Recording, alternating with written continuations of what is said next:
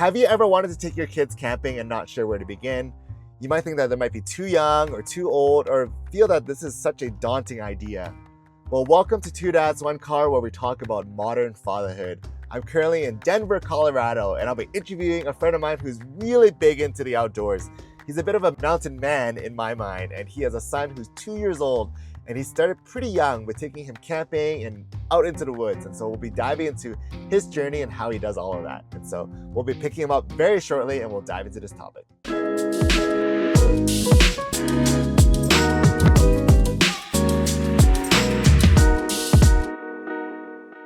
Blake, what a pleasure to be on a show with you. I'm in Denver, Colorado, our first recording in Denver.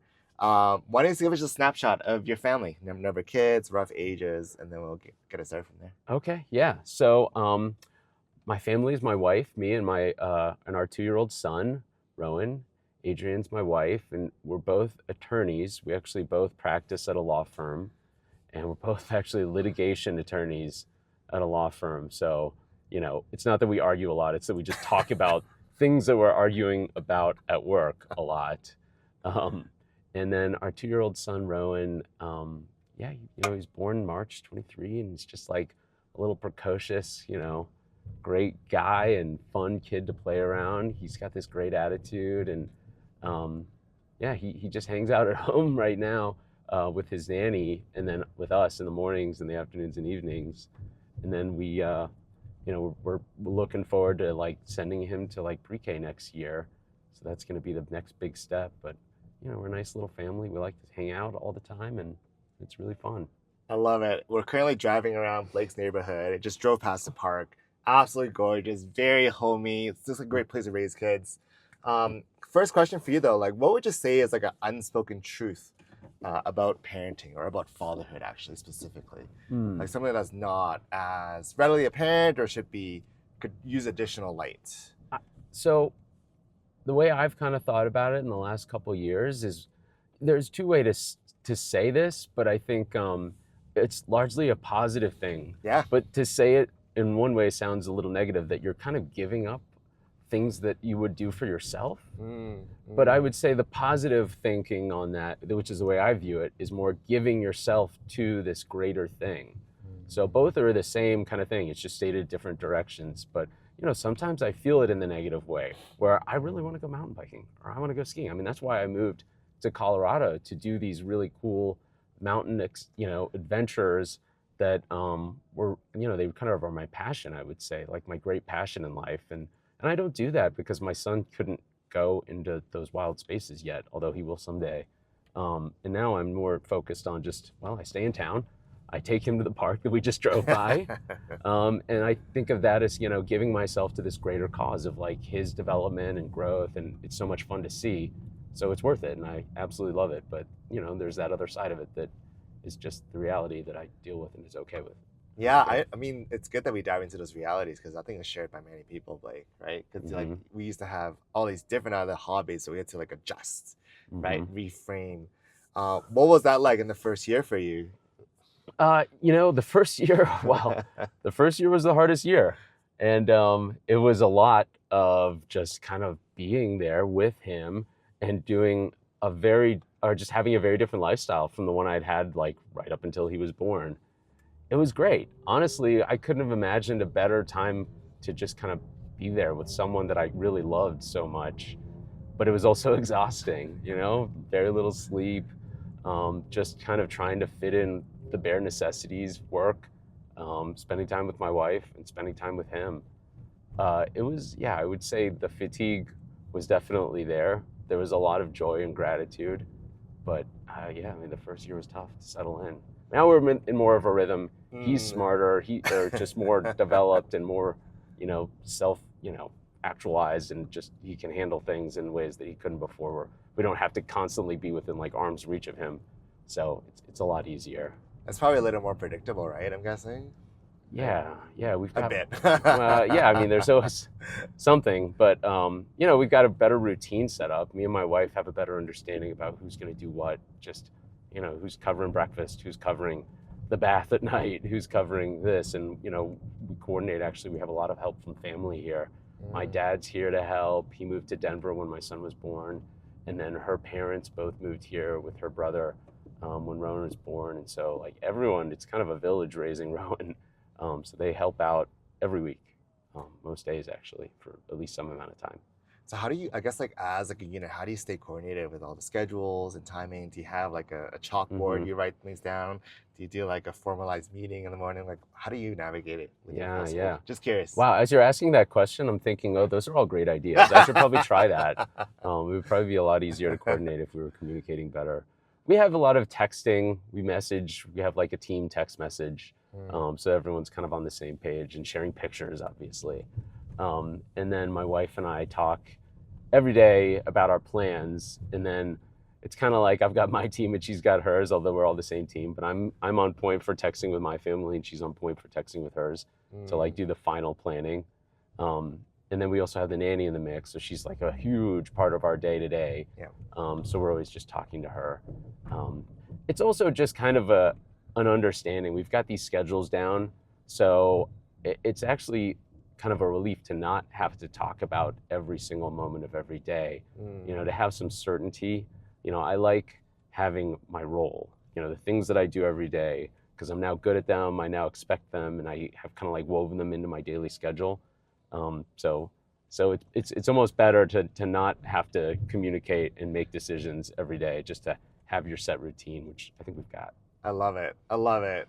How about in terms of like raising Rowan, right? Are there certain things that you do more of, or you hand it off to Adrian? Like what does that look like between the two of you? I'm like the rough and tumble guy. All right, let's go into So this. if we're gonna like go on his bike and try to get him to do something he's never done before, I feel like that's my responsibility as the dad to just like encourage him, like, don't be afraid, you got to go there, you got to do this, like go down this hill that you've never gone down before that's a little steeper. Or then climbing. He loves to climb, but I'm going to be there to like convince him that he can climb the thing that he's never climbed before. And then if he falls, I'm going to be there to catch him. Or if he falls down and like hurts himself a little bit, I'm going to be there to like let him know, well, are you actually that hurt? Maybe you're just more surprised than hurt. And then Adrian's there for like, the more mothering kind of side, the nurturing side. And it's so funny. I mean, I think he likes us both a lot, but it's just very clear, like his brain is just wired to love his mom so much. He's just, he wants the nurturing. He definitely wants to do the rough and tumble thing, but when it comes down to it and he's asking for someone, he wants his mama. So it's just funny. And I love to see it actually, that he's just so close with her. I'm guessing as like Rowan gets even more like comfortable with his movements and like picks up speed and all these things, he's gonna be like, all right, let's go on adventures, Dad, right? Oh yeah. Well, I mean, look, going back to what I was saying about like my passions in Colorado and what brought me here was the mountains. And so, I mean, I'm so excited. I actually have to like keep myself from getting too excited too quickly about going to the mountains with him and doing all these really cool adventures. Because he definitely wants to. He definitely wants to, like, he asks to go outside. He asks to go on his bike. And then someday we'll get him on like a mountain bike and like start heading down mountains together, or we'll go climbing, or we'll go skiing. And I want to get him into the backcountry where I love to ski. But I gotta chill out. I gotta chill out on that stuff because it takes a lot of maturity and it takes just a lot of time and patience to get there. So yeah, I think that's where I'm like, I feel like is a very key role for me to introduce him to nature and the mountains and to have him explore that safely and have a fun time and like develop the kind of love I have for nature and the outdoors and mountain sport. But he's only 2, so just there's time. How did you develop your love for nature and outdoors? Was it through your dad, or was it through like scouts? Just curious about how that. Yes, my dad took me camping when I was growing up, and I did scouts, and I got to do have some nature experiences that way. But it was actually more in my adult life that I just I'd always been curious about it. But when I was older and kind of had the ability to just like have money to buy camping gear and go out and do adventures, I started to go out on my own a little more. And then actually, it was right before I started law school, I went out and I hiked the Appalachian Trail. Wow. And so it's like a 2,000-mile, 2,200-mile trail that starts in Georgia and goes all across the East Coast and ends in Maine. So I spent like 4.5 months just hiking and kind of just being homeless, actually, just kind of like living in my tent. And it was probably the most exciting and meaningful time in my life at that point. And I loved it. And I just really wanted that kind of experience to be something I could incorporate into like every day of my life. And Colorado really called to me because it just has the best mountains in the continental US. And it's just so beautiful. And there's just so many wild spaces to explore here. And there's also this really great community of people that think about the same things and want that same kind of nature aspect in their life. And so that's why, I came here I started my career in New York. I came here about halfway into my career, a few years into my career, to clerk for a judge, and just, I stayed and decided I'd make a life for myself here. It looks beautiful. It looks absolutely beautiful. I recall, didn't you took Rowan camping? Remember you mentioned this, Yeah, right? yeah, I did. What did that look like? So for those dads who are like, all right, I want to try this camping. How do I even start? Like, walk us through that. Oh, I mean, I think the very first thing, for me at least, was mindset. Okay. Like, it's the first time. It's not going to be like the normal camping I've been doing my whole life. It's got to be, different expectations. Make it easier, plan more. That was a big one. And just know that, he's going to have his reactions and you have no control over that, except to try and do things that make it as fun as possible. So, s'mores are a must. Yeah. And just kind of, and having a teammate. So it was me and my son and my dad. So I had a lot of things to set up, just like that's what camping is, tents, sleeping bags. And I was setting up for more than one now because I had to set up for Rowan and for my dad, actually, because he doesn't really do much camping anymore. And so he had to do, childcare detail while I'm doing the tents and the sleeping bag and then setting up dinner and that sort of thing. And then he had to have like the right toys. So he had an arsenal of like cars and dinosaurs and things that we could do to keep Rowan occupied, but like also just kind of like explore like rocks and stuff. So there was all these additional kind of things that he could do to entertain himself. So Rowan had a lot of fun. I did too. It was a little stressful also though. Yeah. But I mean, I think that about kind of everything that I'm introducing him to, it's like, it's not the same way I usually experience it. It's a little different and, especially in the beginning, a little harder realistically, but it's more about just kind of seeing him enjoy it and seeing like the spark there, the potential for like the future for him to have more fun doing that and then to do it with him in the future, which, it's like, it's going to be the thing that I'm looking forward to the most is like going out in nature with him and camping and that sort of thing. That sounds so inspiring. Like, I guess like when on that first trip, like how did he like it? Like, was he's like, whoa, this is so different. I'm not on a bed. I'm like in a tent. I'm outside on the rocks. Yeah. There's my dad and my grandpa. Like, yeah. I was, like I said, I was more careful about planning for this one. I mean, he liked it. Yeah. He liked it a lot. And we went to like this epic place next to Mount Massive, which is one of the 14,000 foot peaks here in Colorado. Wow. And we camped next to this big lake. And so I just found a prime spot where I knew he would have fun. And there was like really awesome features like the lake, like so he could throw rocks into the lake. And, we had a good camping spot. And then I brought really good food. And then we had lots of candy, like s'mores, not just any old kind of candy. So I kind of set it up for success. But the thing that, most people complain about with camping that I've experienced, if you don't camp a lot, it's just hard to sleep in a tent, in a sleeping bag. Yeah. So actually, I was really surprised. He slept like a log. That's the main thing I was worried about that I like really couldn't control. So we kind of got lucky on that one.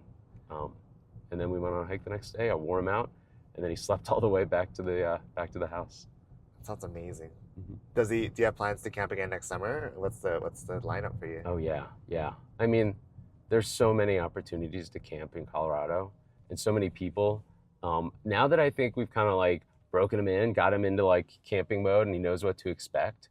Now we can join this whole like community of people with toddlers that are just like looking to, kill time, so they all go out and camp. Yeah. So I have a few groups of friends where, there's some invites that I've been kind of passing up to go camping with them and their kids. But now like Rowan's a little older, he's got the experience under his belt. I do too. Yeah. So I kind of know how to plan and prep.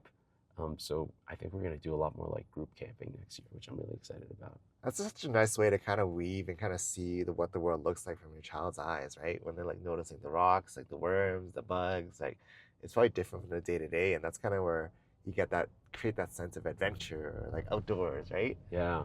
Um, Yeah. Well, it's another way for me to experience too, right? It's like yes. I'm guiding him through this experience that I've had many times, but he sees things in ways that I just ignore or just have not thought to look at it that way. So, yeah, to like hone in on, yeah, the rocks, the trees, the bugs, all the different aspects of it where he just makes me slow down. It's really cool. How do you think you've changed as a person since being a dad? Curious.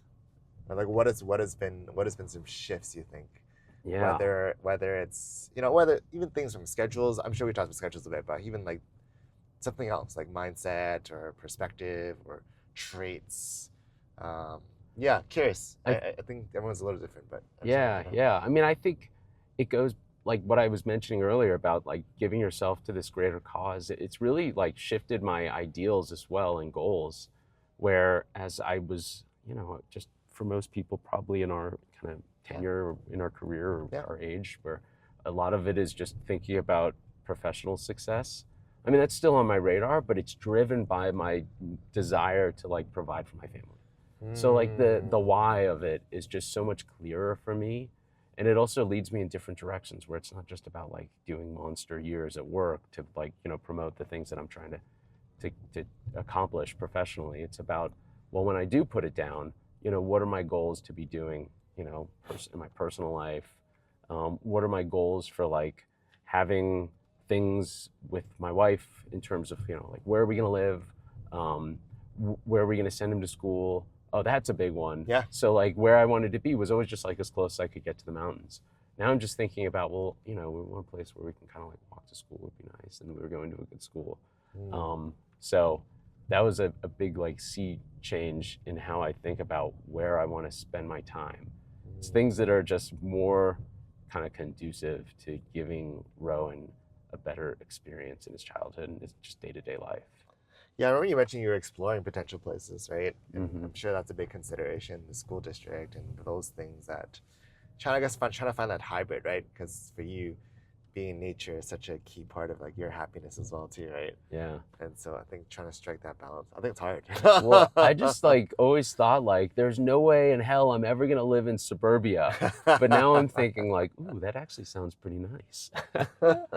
Just just having something that's like safe, having a space that's great access to things that younger people need. Like education is number one with a bullet, but just Mhm. places to eat, places to play with other kids, places where there are a lot of other kids to play with. And honestly, all that stuff screams suburbia to me at this point. And so I'm seeking it. I'm like, running towards the concept of a more traditionally palatable life that I think was something that I was actually kind of allergic to up until Rowan was Mm, born, where I wanted to live in different places where that were more like focused on being unique than focused on being comfortable, or yeah. have experiences that were more focused on something that I found to be like adventurous and fun because it's hard, not fun because it's easy. And I think that has really shifted where it's more just focused on things that are good, things that are actually comfortable, things that are safe. These are just mindsets or characteristics that I'm much more focused on than I wasn't before. Well, it's kind of like a pivot, right? But from self to out, right? Like Mm-hmm. I think I remember reading in a book where we all go through these journeys of life, right? Where sometimes it's all about us, and then it's about others, and it comes back to us. There's a bit of like a shift, right? And I Mm-hmm. think depending on where we are in that aspect, in that wave of our chapters of life, right? Mm-hmm. Some things may resonate more with others, and I think being able to shed that, I think is probably one of the hardest parts, right, Yeah, of yeah. fatherhood, I mean, right? I actually, I find it very relieving Please, yeah. to, in some ways, kind of focus my life more on, I don't know, maybe it's a corny concept, but service to others, Yeah. where I actually really love that.